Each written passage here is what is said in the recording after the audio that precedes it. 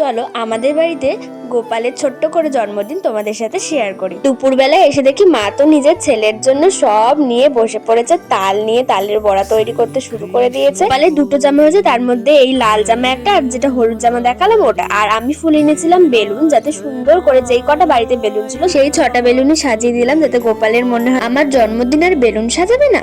এই যে আমাদের রাধাকৃষ্ণ আজকে সবাইকে রজনীগন্ধা ফুলের মালা পরিয়েছে, কারণ নন্দোৎসব কিন্তু পরের ভিডিওতে আসছে। তখন খুব সুন্দর করে এই হলুদ জামা পরিয়ে, জুঁই ফুলের মালা পরিয়ে আর কত কিছু মা ভোগ করেছে সেইগুলো সব দেখাবো। পরের দিন মা নিজের হাতে ভালোবেসে যেইটুকু পেরেছে সেইটুকুই ভোগ গোপালের জন্য নিবেদন করেছে, সেটা পরের ভিডিওতে আসছে।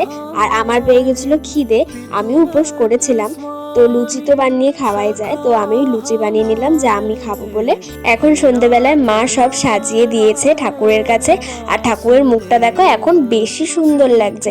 পুজোর সময় দেখবে ঠাকুরের মুখটা আরো বেশি মিষ্টি আর সুন্দর লাগে। আমাদের বাড়ির আর একটা ছোট গোপাল চলেছে, সে দেখো কত মজা পাচ্ছে যে সবাই কীর্তন করছে, আমিও কেন বাদ যাবো। সেও হাততালি দিয়ে তাদের সাথে সঙ্গ যোগ করেছে।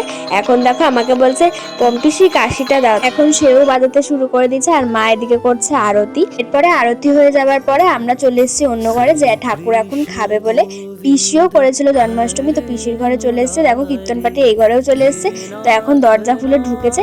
এবার আমি দেখছি যে খাবার কি একটুও কমলো, ঠাকুরের প্রিয় মাখন কি ঠাকুর খেলো একটুও? দেখলাম একটুও কিছু কমেনি, যেরকম সেরকমই আছে। ঠাকুর হয়তো খেয়েছে, আমরা হয়তো টের পাইনি। আসছি নেক্সট ভিডিওতে, বাই।